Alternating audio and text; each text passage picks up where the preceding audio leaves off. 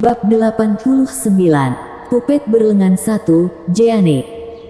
Pada malam hari, Harley membawa pupet cantik itu kembali ke Taman Elf.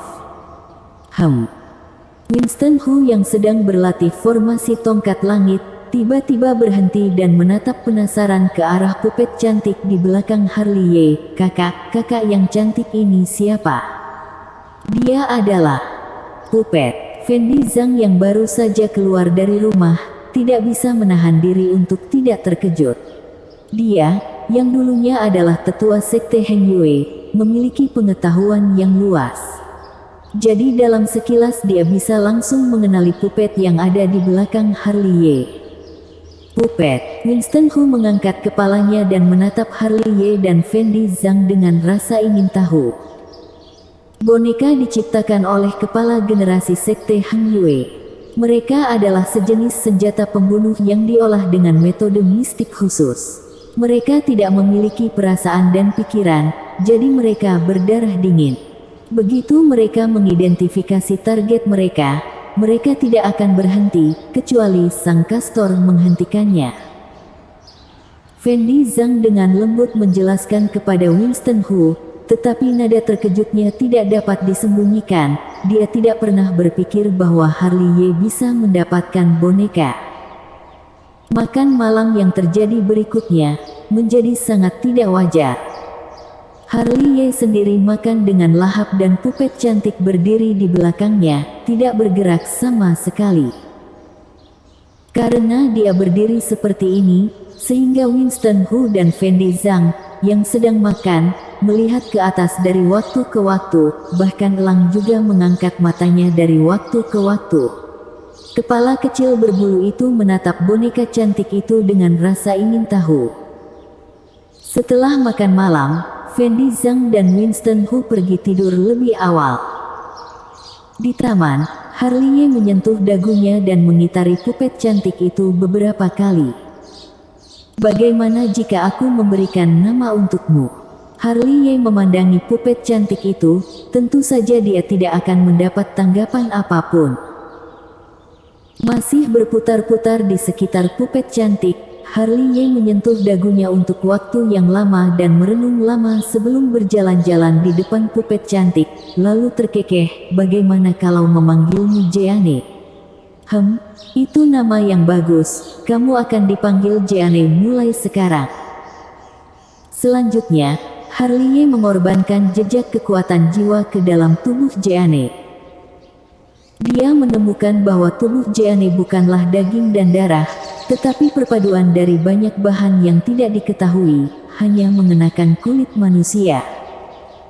Apalagi di tengah alis Jeanne, dia juga menemukan banyak mantra yang mengendalikannya. Berdasarkan pengalamannya, dia tidak menemukan petunjuk apapun setelah belajar untuk waktu yang lama. Berpikir di dalam hatinya, dia mengeluarkan belati dan menusukkan pisau ke lengan Jeanne. Meskipun tidak ada darah yang terlihat, namun lukanya sembuh, meskipun kecepatannya sangat lambat dan itu membuat mata Harley berbinar-binar. Selanjutnya, dia mengorbankan api sejati dan menuangkannya ke tubuh Jeanne. Dia ingin membantu Jeanne untuk melunakkan tubuhnya dan mencoba menyingkirkan kotoran di tubuhnya, sehingga berbagai bahan di tubuhnya bisa menyatu lebih baik dan fleksibilitas serta kekerasan tubuhnya akan ditingkatkan ke tingkat yang lebih baik. Karena dia adalah boneka dan tidak mengenal rasa sakit, dia tidak memiliki keraguan dan telah meningkatkan intensitas api sejati hingga ke tingkat tertinggi. Hanya saja dia tidak pernah menyadari bahwa karena api sejati intensitas tinggi, jejak rasa sakit melintas di antara alis cantik Jeanne. Ini seharusnya hanyalah ekspresi yang dimiliki manusia dan itu hanya sekadar lewat saja di pipinya. 6 jam kemudian, Harley menyimpan api sejati, kemudian melihat Jeanne di depannya dengan gembira. Pada saat ini, angin sepoi-sepoi bertiup, menerbangkan rambut panjang Jeanne. Pada saat ini, Harley tampak kesurupan, seolah-olah itu adalah manusia yang berdiri di depannya bukanlah pupet. Apakah aku terlalu banyak berpikir? Dengan batuk kering, Harley Ye menyentuh ujung hidungnya tanpa sadar. Malam semakin gelap. Harley Ye tidak kembali ke kamar untuk beristirahat, tetapi duduk bersila di taman untuk mengolah mahakaryanya. Jeanne berdiri di sampingnya seperti lembing dengan tanpa emosi dan tatapan kosong. Tapi entah sejak kapan, cahaya bulan terang yang menyinari mengenai bahunya, menyatu ke dalam tubuhnya. Lebih banyak cahaya bulan bersinar, dia menyerap semua ke dalam tubuhnya terlepas dari siapa yang datang. Harley Ye tidak pernah memperhatikan pemandangan aneh ini, tetapi monster elang yang baru saja membuka matanya dari tidur tidak jauh dari situ juga melihatnya. Dia melihatnya dari kejauhan, linglung dan masih ada keraguan di matanya. Malam yang sunyi, langsung digantikan dengan fajar dalam sekejap. Di pagi hari, setelah sarapan, Harley Ye memanggil Winston Hu ke sisinya. "Apakah kamu takut sakit?" Harley Ye menyentuh kepala kecil Winston Hu. "Tidak takut." "Oke, biarkan aku melihat hasil kultivasimu." Harley Ye mundur selangkah perlahan, sementara Puppet Jeanne di belakangnya melangkah maju. "Kamu temani dia berkelahi." Harley Ye tersenyum sedikit. "Baik." Winston Hu mengangguk, ada ekspresi kegembiraan di wajahnya. Dia mengeluarkan tongkat Wuti miliknya. Segera, Winston Hu datang dengan tongkat Wuti, melompat dan mengayunkannya ke bawah. Lalu Puppet Jeanne mengangkat lengannya dengan lembut dan menyerang dengan telapak tangan. Winston Hu dipukul mundur karena terkejut dan sebelum dia bisa menghentikan tubuhnya, Jeanne sudah menyerang. Meskipun dia hanya memiliki satu tangan, serangan itu sangat ganas, hingga membuat Winston Hu terus dipukul mundur. Puppet tingkat human setara dengan alam Ren Yuan dan Winston Hu baru saja berkultivasi, di mana dia baru mencapai alam Ningqi tingkat ketiga, ditambah dia tidak memiliki pengalaman dalam melawan orang sebelumnya, jadi dia dipukuli hingga tidak dapat melawan dari awal. Selain itu, Harley Ye menyaksikan dengan tenang, dengan keterkejutan di matanya.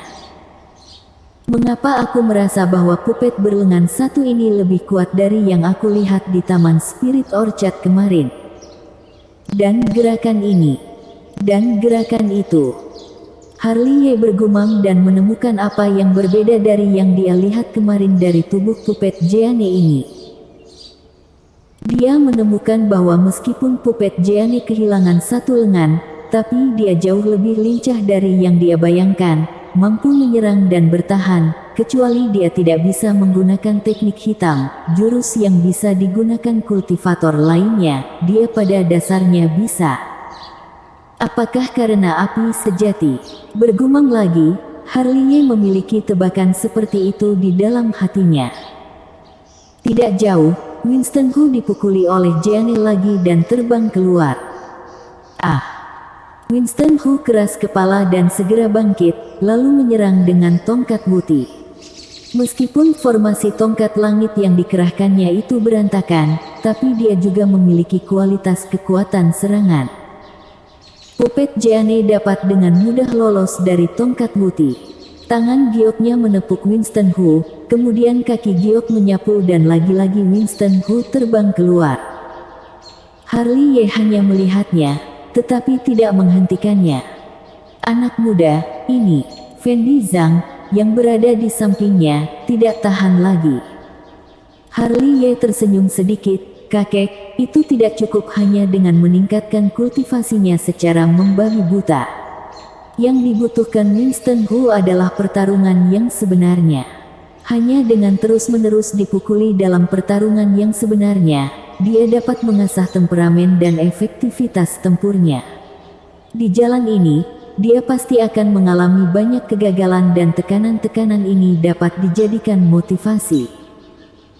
Meskipun Harley Ye berkata begitu, Fendi Zhang tidak tahan melihat langsung gambaran Winston Hu dipukuli. Entah berapa lama waktu berlalu, sebelum Harley Ye menghentikan Jeanne. Dia baik-baik saja, tapi Winston Hu, ketika dia bangkit dari tanah, dia sudah terhuyung-huyung, terlihat mengenaskan dan wajahnya dipenuhi dengan memar. Tapi meskipun seperti ini, dia bukannya putus asa, melainkan wajahnya penuh akan kegembiraan. Kekuatannya ada di ranah alam Ren Yuan, jadi kamu tidak malu bila kalah. Harley Ye tertawa sambil memberikan cairan spiritual untuk mengobati Winston Hu. Kakak, aku tidak takut sakit. Aku akan istirahat sebentar dan terus melawannya. Winston Hu menunjukkan gigi putihnya. Aku merasa berkelahi dengannya dapat membantuku belajar banyak. Setelah hanya beristirahat selama 1 jam, Winston Hu melompat dengan penuh semangat. Kali ini, dia masih dipukuli hingga tidak bisa mengangkat kepalanya, tetapi dia menjadi semakin berani dan dia berdiri dengan kaku setelah muntah darah beberapa kali.